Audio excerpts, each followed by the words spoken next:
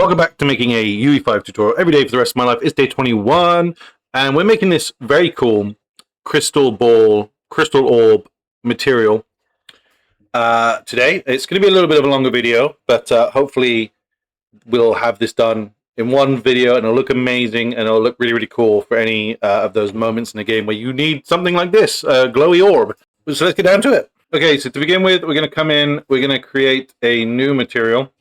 And we'll just call this M or Toot.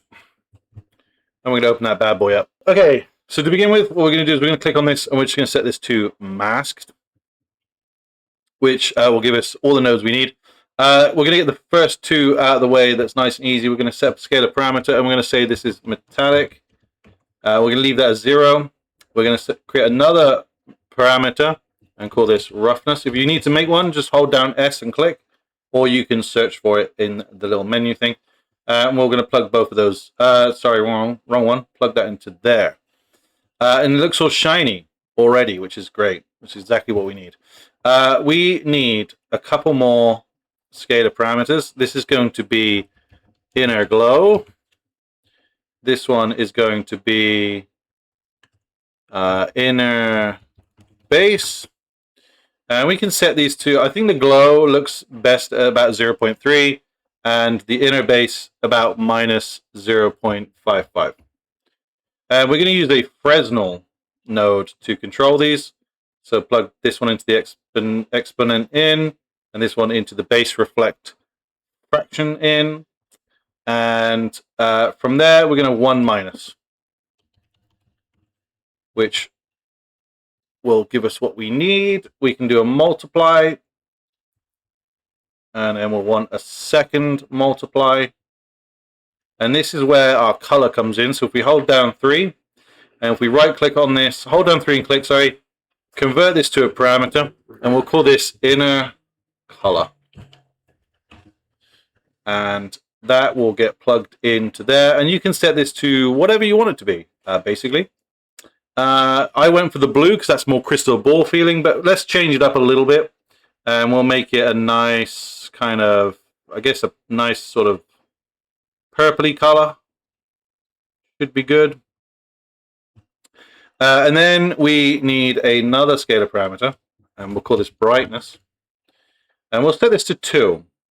But that might be a little bright, so we can always change that later. We're going to grab another multiply, plug this into here. And then we're going to plug that straight into our emissive color, which kind of already gives us the feel of what we're looking for. But there's a lot more to come, guys. There's a lot more to come. Okay, start on the next part. So we want a text coordinate.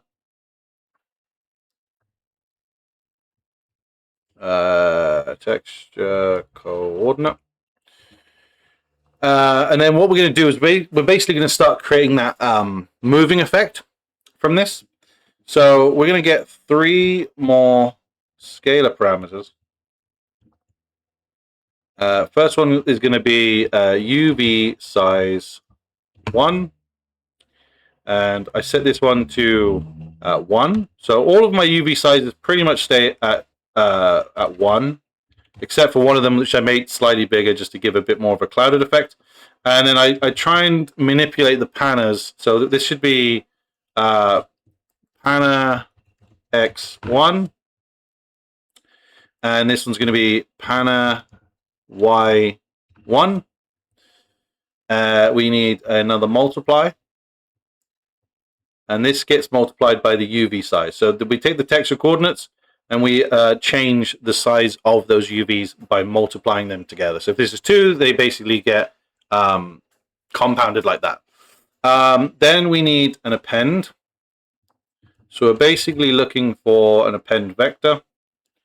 We plug both of those in, like so. We're going to get a panner. You can hold down P and get your panner as well, if I remember correctly. That goes into the coordinates, and this goes into the speed. So this is how much we're moving that texture around to get that kind of movement effect. Then we're going to take a bump offset and plug this into the coordinate. And then we're going to create ourselves a, so hold S and click again, we'll get a parameter, call this height. We can set this to 0 for now, and this should be height 1 if I remember correctly. There we go.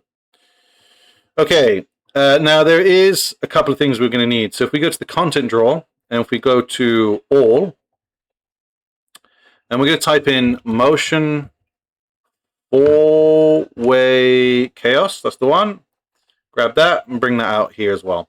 This is just a material function that is pre-made by Epic, and we can utilize this to get even more kind of a nice swirl effect basically out of the material. So we want another 2 scalar parameters. One is going to be the speed value. The next one is going to be the divisor. Speed we're going to keep at 0.1 and divisor we'll keep at 1. Because we're making these all scalar parameters, you can basically mess around with this and get a nice effect that you like. So we want a texture object, and this one is going to be set to, if we take that default texture, and we're going to set this to smoke tiled. All of these you should have automatically from Epic themselves. So we're going to set that to a parameter and call that chaos texture. So because again, you can then change that up if you want different effects for different orbs and stuff. And what we're going to do from there is we'll get a max. We'll plug this one into the A, and then this is going to go into our multiply. So you can already see some effects coming on there. It's crazy how quickly this kind of comes together. But we're still not finished. We got more stuff to add.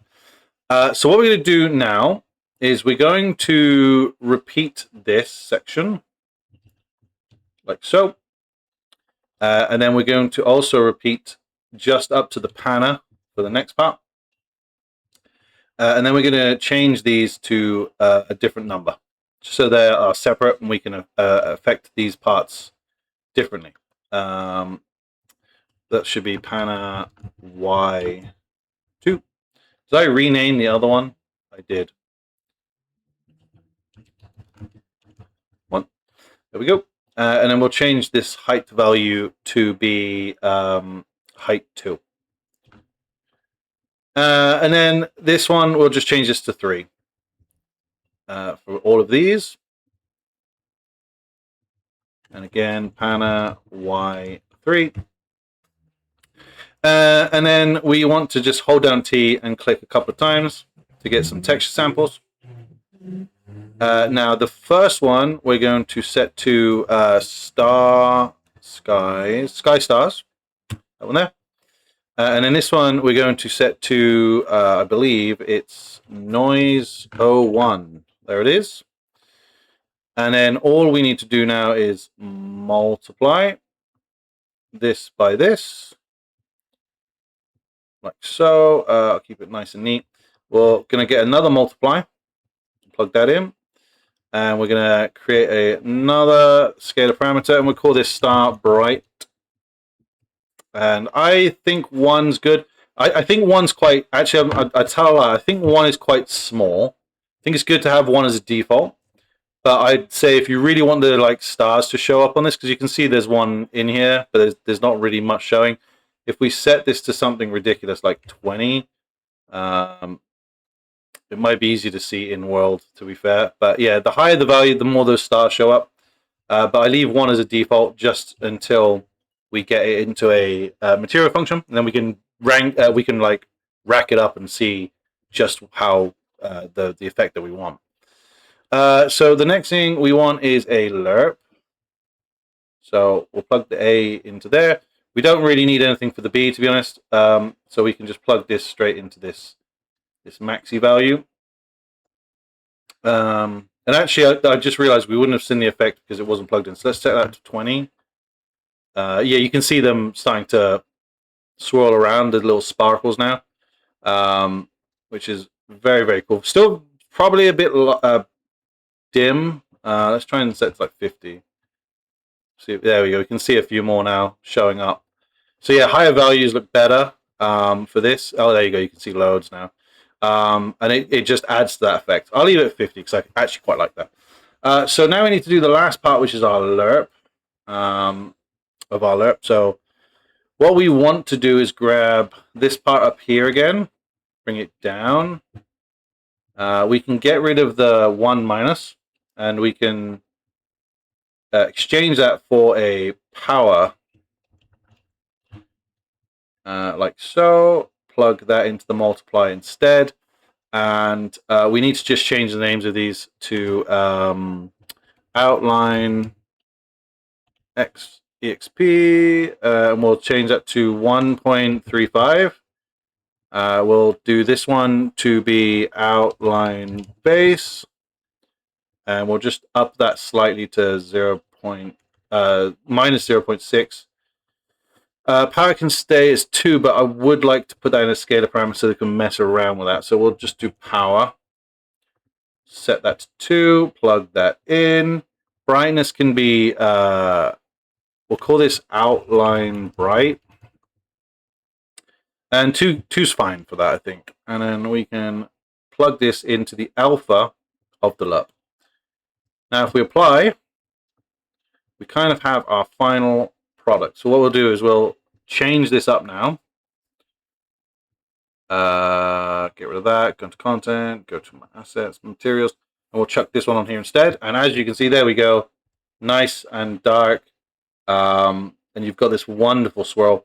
If we right click and create material instance and open it up, you'll see you've got just an absolute ton of values you can affect. We can also change the inner color now to pretty much whatever we want. So you could have a nice orange one. I think the blue one looks the nicest. It looks more realistic to me. I think that star brightness is a little high. But again, we can change all of that by just changing this to like half that, maybe. And we can also change the UV size. So if we change the UV size of 3, we could probably half that for the stars and get ourselves something a little bit better. Yeah, just so I think 0.3 looks a bit nicer. But play around with it. See what you think. Hopefully you've enjoyed this episode. If you're new here, hit that subscribe button. It really helps out me and the channel. As always, leave a comment with any tutorials you'd like to see. And it can be code, materials, Niagara systems, whatever you want to see. Let me know, and I will try and figure it out and bring a tutorial for you guys that allows you to do what you've asked for. Thanks so much, guys, for watching. I will see you tomorrow.